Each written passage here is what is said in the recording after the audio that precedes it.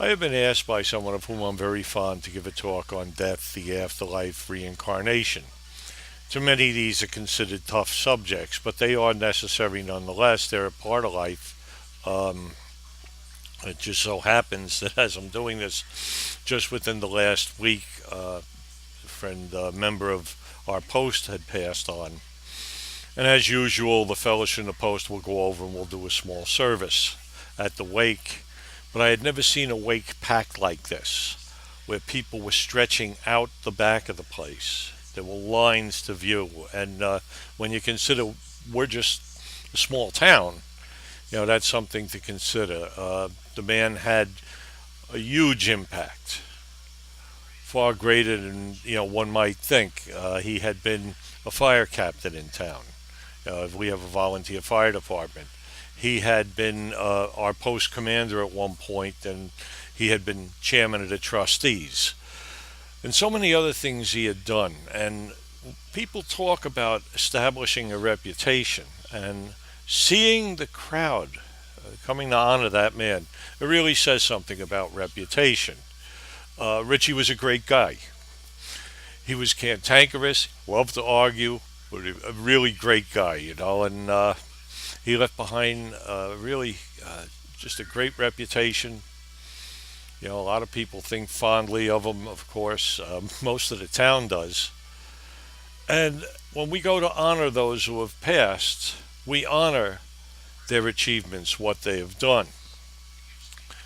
In the tradition of the American military, we always honor the people according to their wishes. For instance, the services we give, we always find out their denomination so that they get the service that fits them. And we feel very good about this because when people pass, they should be honored the way that serves them best.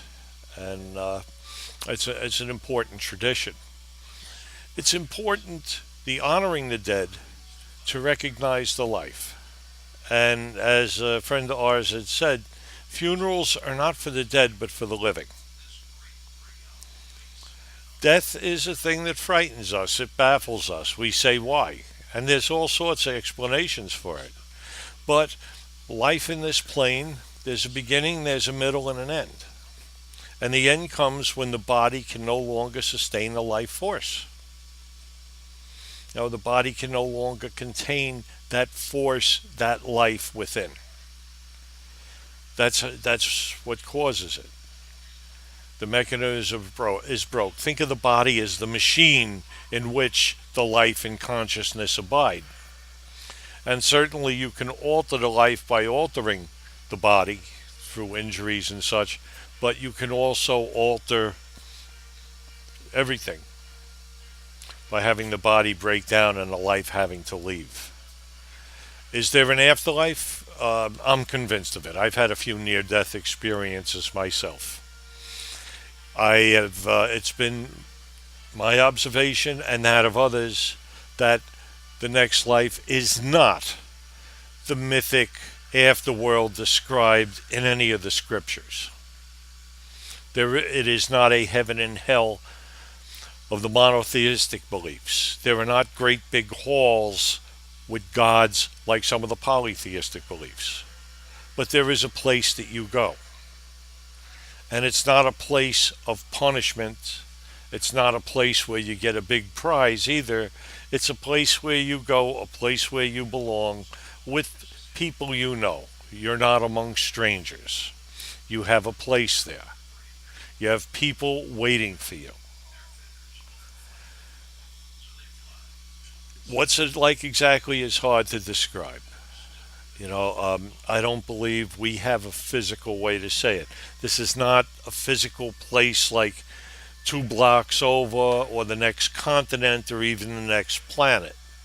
But I have felt it. I know what the energy feels like. I also feel it if I'm near someone or a pet that is dying. You can feel those doors. It's almost like doors opening and a gateway opening up. There are various beliefs as to what happens in the afterlife. Do we stay there for eternity? Are we reincarnated? Well, there's a lot to be said for reincarnation. And for instance, when people have done regress people hypnotically, sometimes they've run into another person from an earlier time. This is psychiatrists have run into this. Some of us have what are like past life memories. I've tried a regression once, and it was quite eye opening.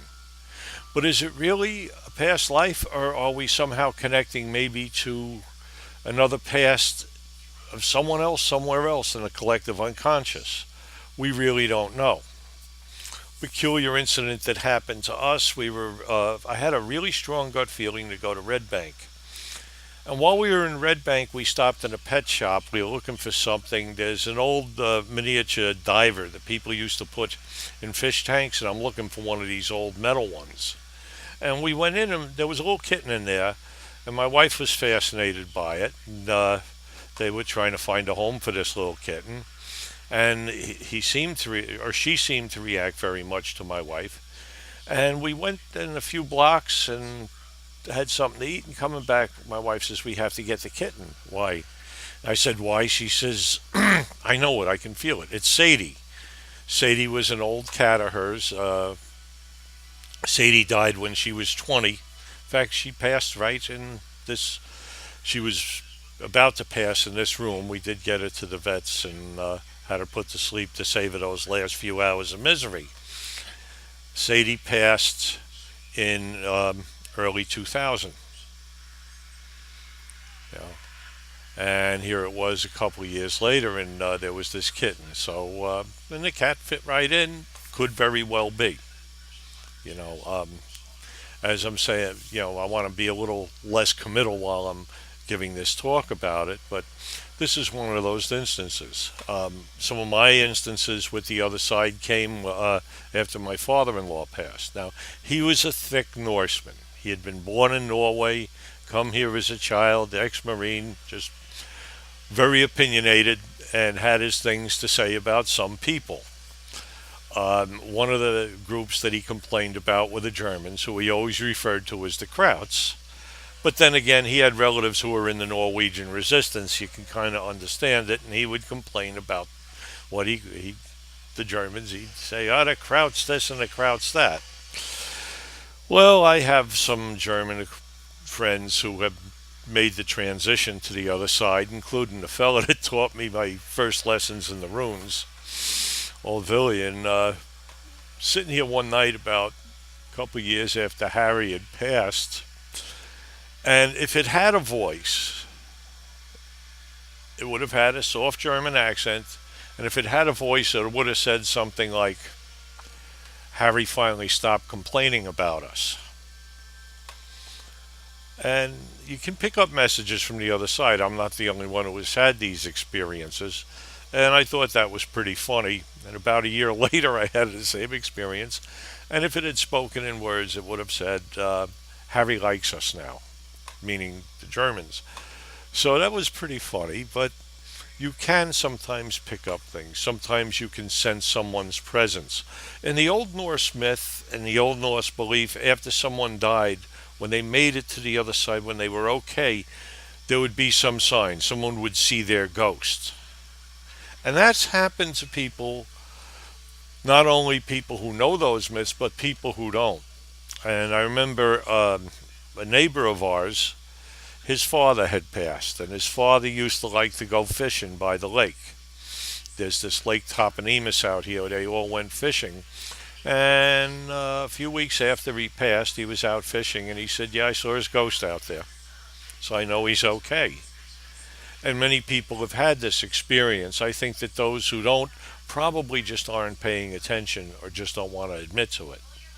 But this is one of the many things that's been attested many times. Another indicator that they're over there. Conversation between the worlds is difficult. The spiritualists try it with seances, and usually they get mixed messages. Is it from the other side, or is it our own subconscious just regurgitating information? But we do know there is a life over there. Reincarnation again seems possible. Explains some things that I do. When I had that regression and found out what I supposedly did the last time around, it explained a lot of things. I won't get into details. It's one of those personal things. Now, let's hold on a minute before we go much further, and we have to look at the place of life and death. And that is that death is part of life, but our focus is not to be on where we go when we die. Our focus should be where we are right here. Because the best information I have, the afterlife takes care of itself. Your actions here, your life here, and just where you're supposed to be, it's all taken care of on the other side. Life continues. So it's nothing to worry about. There's no judge God standing there waiting to fry your ass over who knows what. There's no one there with a big book and, oh, you committed a big sin. These are silly stories. You're not going to spend eternity jumping up and down in the throne room with some great big magic entity. That's not the way it is. In fact, if you go over there thinking you're going to meet the gods and have a handshake, no. There is here the gods are spiritual beings. So, don't be ready for throne rooms and angels or whatever else you think's out there. What we need to establish, then, is the fallacy of the death cults. And we see this in monotheism, where the emphasis is to sacrifice life here, to cut off life here, so as to have a better life over there. Who comes up with this nonsense? Well, if you look at the major monotheistic sect in this country, which is Christianity, Christianity started out, if you can believe the books, I don't believe them, but obviously the way they acted, they started out as a cult appealing to the poor.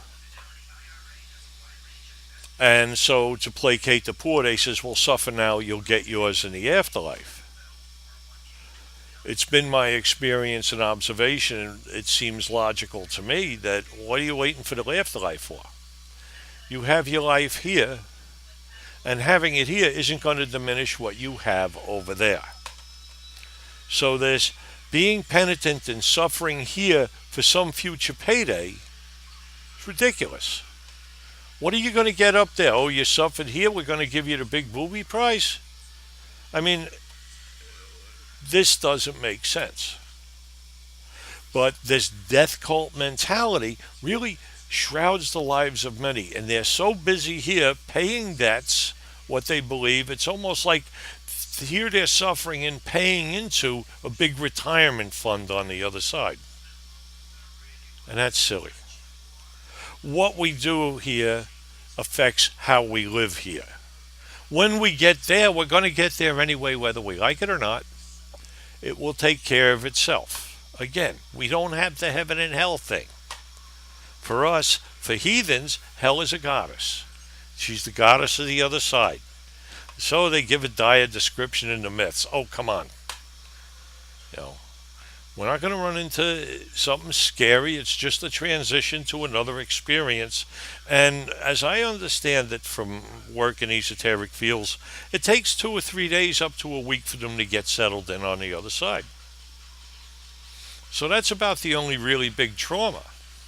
If anything, the consequences we face are the ones we face in this life. So let's not worry about that. The message that we should take is that understand that it's there. It happens to everybody. And until we get there, we should be living here. This is where we belong. This is where we need to place our focus. Not focusing on buying ourselves a better place in the afterlife. That's already taken care of. We don't have to worry about that. Believe me. My experiences with the near-death and other things tell me it's okay over there.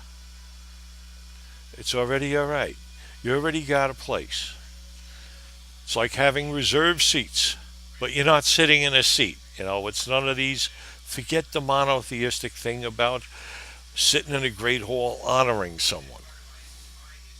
Life goes on. You'll have things you take care of there as you take care of here. Okay. Life goes on. We have to live here. Um, like I said, I've been there, and it's pretty much the same thing, whether it's a person passing or even a little kitty cat. As that time gets closer, you can sense it coming. You know something's about to happen. And you see when a body goes lifeless, you know that something has transpired, and you feel as if an entity has left the room. It's the same sense as someone has left the room. It's not a thing we're always comfortable with. We don't like to lose our loved ones, but again, this is how life is. Life is a progression. And I believe that we will come back many times to fulfill other missions, do other things, other opportunities to live. And even though we may not remember these here, I believe we get our memory back over there. I don't believe the mechanism as it is evolved is ready to deal with the full memories of past lives, so it just deals with those of this one. I also have a strong feeling that for our first 8 years, we're developing in our current body, in our current world, and that we don't really hook into our past. We don't get back into that chain of continuity until we're 8 or 9 years old.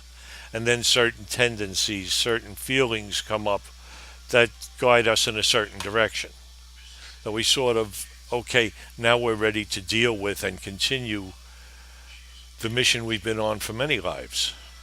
You know, again, it's not a thing of penance, it's just a thing of life. And if we would stop worrying and fretting about it and just live, if we can live with the idea that these things will take care of themselves, everything's all right. Um, live. Live now, and you'll live there. It's not a bad thing. Forget the doom and gloom. Life isn't Halloween. It's a nice transition. This is natural and normal.